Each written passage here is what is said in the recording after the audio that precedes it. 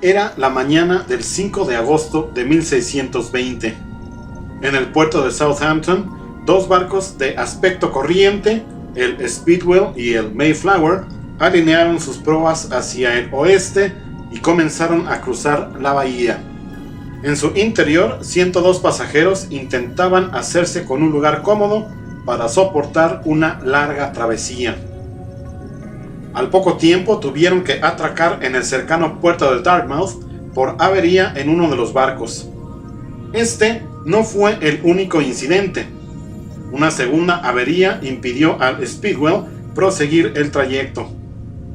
Los pasajeros tuvieron que acomodarse en el Mayflower, con lo cual quedaban mucho más apretados. Aquellos sufridos emigrantes estaban convirtiendo un viaje corriente en la epopeya americana. Un poco más de una treintena de viajeros pertenecía a una comunidad religiosa disidente inglesa, los separatistas. Fueron llamados así por su voluntad de vivir al margen de la iglesia anglicana oficial. Acosados por los funcionarios y clérigos locales, en 1608 habían marchado de la localidad de Scrooby, en Nottinghamshire, a los Países Bajos. Ahí se daba casi total libertad de culto a las sectas protestantes. Se instalaron en la próspera ciudad de Leiden. Pero muchos de ellos no lograron integrarse en la sociedad holandesa y al cabo de un tiempo decidieron buscar un nuevo destino: América.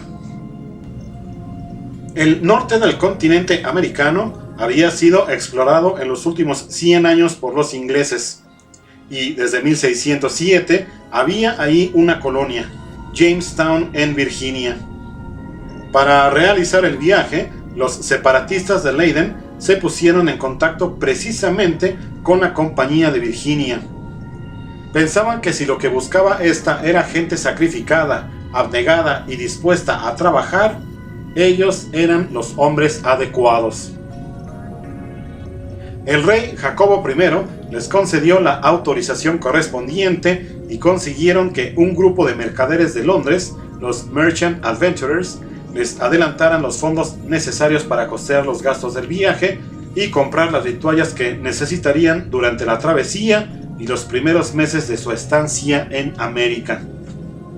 En julio de 1620, los separatistas abandonaban Leiden a bordo del Speedwell rumbo a Southampton. Ahí los esperaba el segundo navío. En ese lugar se les unieron otros emigrantes originarios de Londres y de zonas limítrofes reclutados por los Merchant Adventurers. En septiembre del mismo año, el Mayflower reanudó su viaje desde el puerto de Plymouth. Los padres peregrinos, como se les denominaría tiempo después, eran conscientes de que la travesía, incómoda y peligrosa, podía llevarles a la muerte.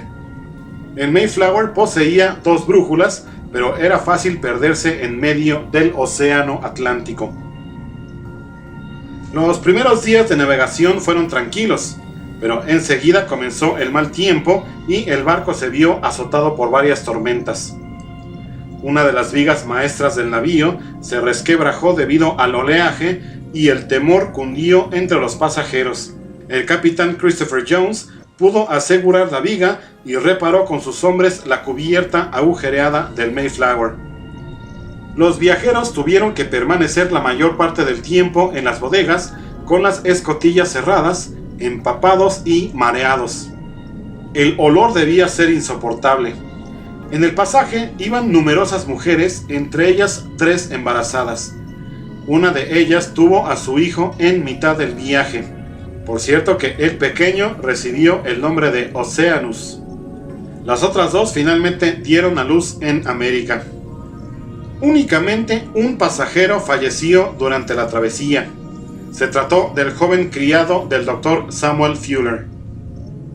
En principio, el destino de los peregrinos debía ser el norte de Virginia, pero algunos de los líderes del grupo cambiaron el rumbo para dirigirse a nuevas zonas no colonizadas, ya que no querían integrarse en asentamientos de mayoría anglicana y sufrir los mismos problemas que en Inglaterra. Fue así como a principios de noviembre Tras 66 días de travesía, los peregrinos avistaron el Cabo de Cod, esto en el estado de Massachusetts. Pero el lugar ofrecía un aspecto poco acogedor.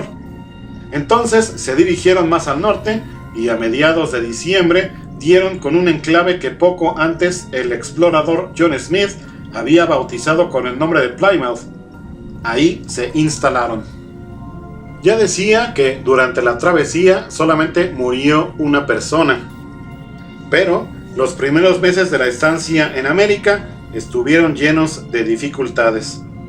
El viaje había salido con retraso y la época del año no les permitía cultivar sus semillas para soportar el invierno. Las enfermedades contraídas durante la travesía, el frío y la falta de víveres hicieron que antes de la llegada de la primavera hubiera muerto la mitad de los colonos. Falleció incluso el primer gobernador que eligieron en cuanto pisaron tierra, John Carver. A él lo sucedió William Bradford. En esta situación, para los colonos fue providencial el encuentro con los indígenas.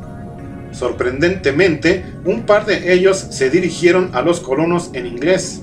La historia de Squanto, el que mejor hablaba esta lengua, era singular.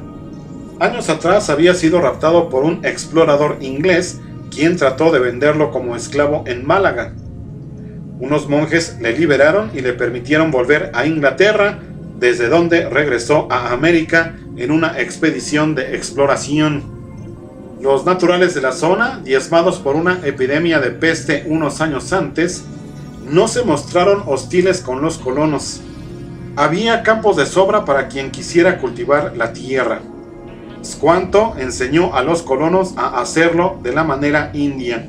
Por mediación suya, entraron en contacto con Massasoit, jefe de los Wampanoag, los habitantes de la zona, quien prestó su ayuda a los recién llegados.